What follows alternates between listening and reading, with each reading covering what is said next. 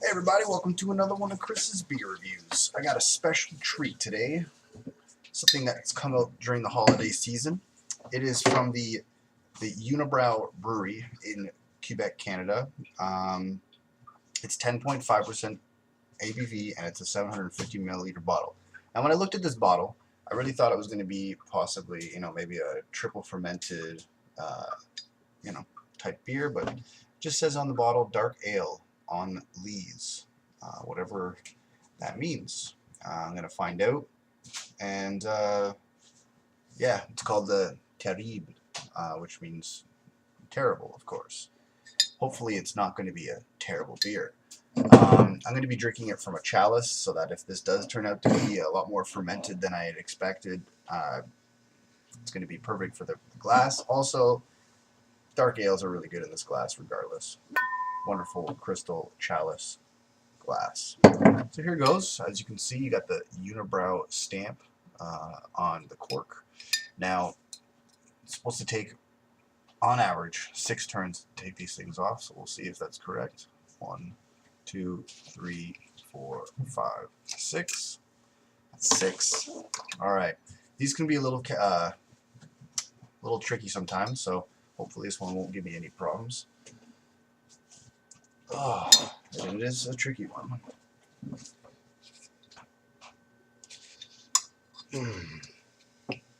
It's actually so incredibly tricky that I'm only going to get it off like this.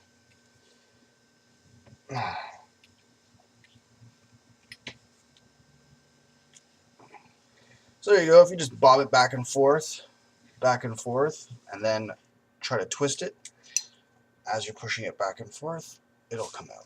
There we go. So let's see if we can get a pop. Why not? Here it goes.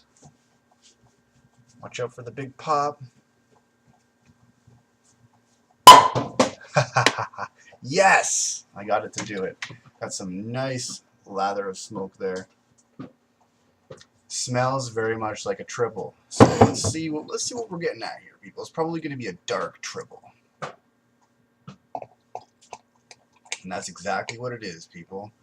Whether it's a double or a triple fermented beer, it's going to be one or the other.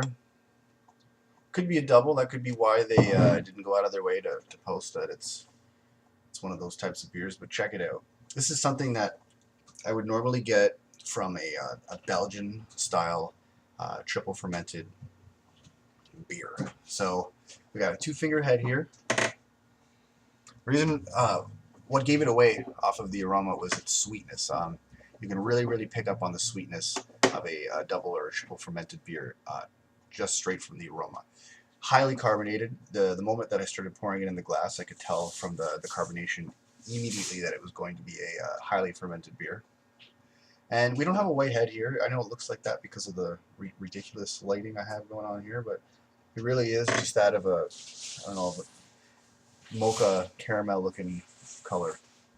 Now you can't necessarily see right through this. I don't know whether it's so dark. I don't know whether it's whether it's been filtered or not. And from this type of beer, you're just going to get a strong, sweet aroma, very sugary, and you're going to also be picking up on strange, fruity, dark fruity tones or undertones.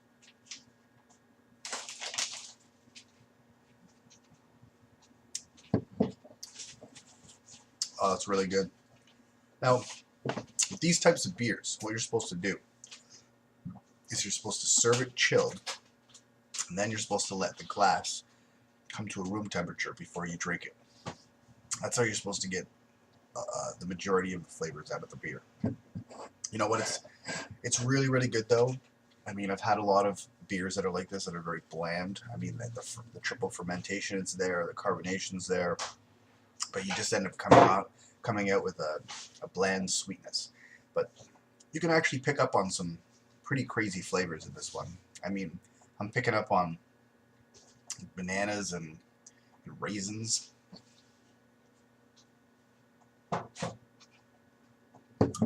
I don't normally pick up on those types of flavors, but this is just so prominent. I'm also picking up on kind of like a brown sugar. That's kind of where the essence of the sweetness seems to be coming from. There's zero explanation on the back of this bottle as to what could be in this beer. So I don't really have anything to work with after I tasted on my own, but I'd love to hear what other people have to say about this, what they experienced. I'm not picking up on you know, like a citrus, sugary, sweet flavor. Very much like brown sugar, bananas, and raisins. Need I mention, I almost forgot to remind everybody that we're dealing with a 10.5% ABV beer here. This does not taste like 10% ABV. You don't taste the alcohol in this. It just goes down so incredibly well. Very, very well-rounded body. I mean, I would buy this as a gift for anybody who doesn't even like beer, because this has something to it that other beers don't normally get. And I can say that for certain because I've had a lot of beers, and for this type of beer, it's so well-rounded that anybody could like this beer.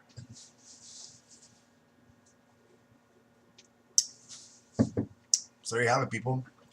My suggestions: bring this down to closer to room temperature. Try it out again. I'll be able to pick up on some other flavors that I haven't been able to pick up on there. But to be completely honest with you, this is a phenomenal beer. I could easily give this a 9 out of 10. Easily. It's just that good. It's a 750 milliliter bottle, and it came up to around $10. So, you know, I wouldn't consider this a session beer, especially with the alcohol content, but it is definitely gift worthy. Definitely worthy of to celebrate anything, whether it be a marriage or anything of that caliber. I mean, it is that good. So yeah, thanks for joining me on another one of Chris's beer reviews. I hope you are able to go out and try this before it's too late. Don't drink and drive, but drink responsibly. Cheers.